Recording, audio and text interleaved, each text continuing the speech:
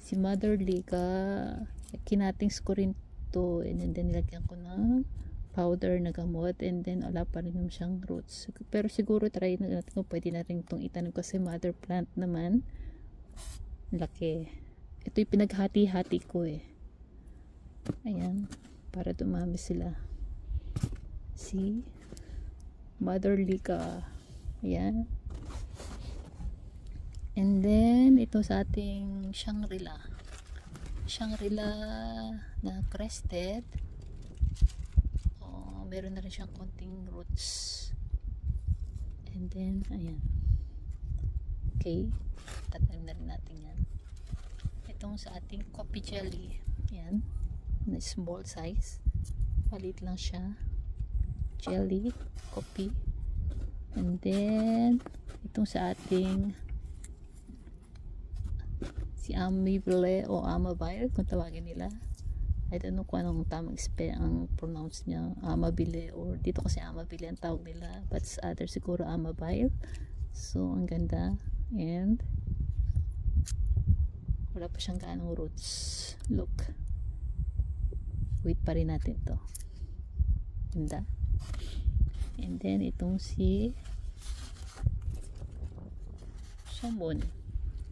Si Somon, meron na rin siyang ugat na ayun, diba? Ayun, pwede na siyang itanim. And then the other one, yung ating free, ayan, meron na rin roots. So ayan. And then yung isa pang si pitpangol, para din siyang tawagin na ay rainwater ba to, raindrops ko na pitpangol. Ayan, marami na siya ring ugat. Ayan, so talagang pwede na lahat silang iripat. And then aside from that, kasi nga meron tayong mga last na in order, so bumili din ako ng pot. Hindi mo siya ganun kadami. Ang maganda yan para it's spring, so kailangan maganda rin ang lalagyan nila, diba? So ayan, let's see. Tingnan natin ito. Mabigat pa, malaki pala, pero kung titingnan mo sa live selling nila parang ang liit lang, pero malaki.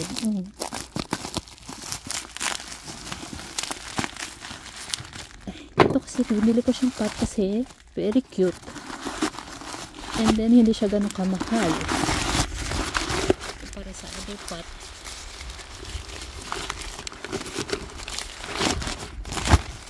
So ayan, look, mahilig ako sa mga fish, diba? Cute. This is one of my favorite, diba? Syempre pag maganda ang succulent, kailangan maganda rin nilagay sa paso. And then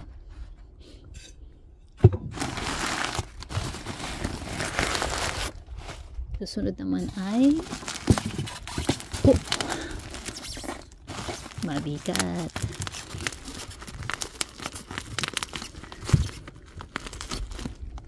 Wait lang.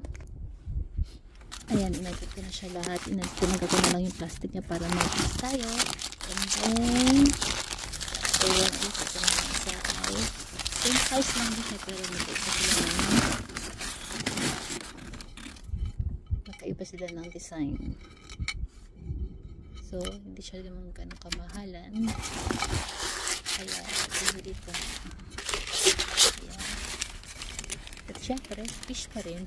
And then meron siyang isang kitty. Cute.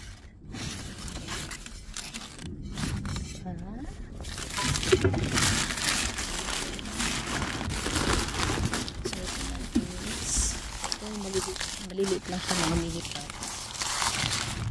Maliit lang talaga pala. Ayan, paliset siya eh.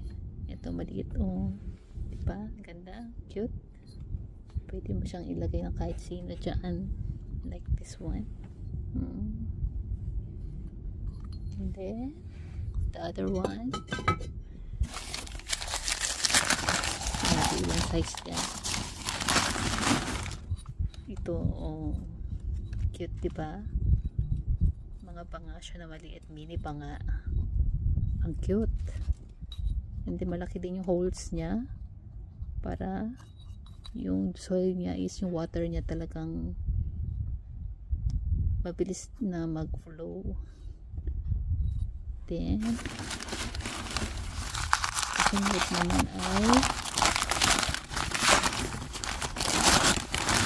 ito, malaki din yung butas niya.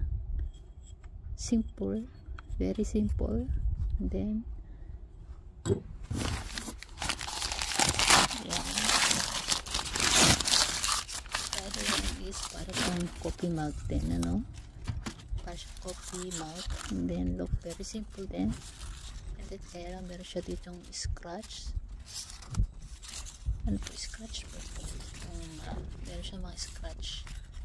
Ayan, oh, siguro kaya binenta nila ng mura at hindi naman nakita doon sa live selling. So siguro kaya binenta ng mura. Okay lang kasi hindi sila actually ano siya, set siya 5 pieces mini set, so kaya kinuha ko. And then ayan nga, ayan, meron siya something protein. And another one is cute naman ito. Oh, look, mga mini lang talaga siya. So ayan, ayan po lahat ng ating na pili ng mga pots. So okay na rin to, ano, 5 pieces na 1 set. So ayan, thank you very much for watching again, and thank you po ulit sa pagsama ninyo for today's video. And then upload na lang po natin yung sa next video kung ano po malalagay natin dito ng mga plants or succulents. So ang cute mo isda, oh, grabe.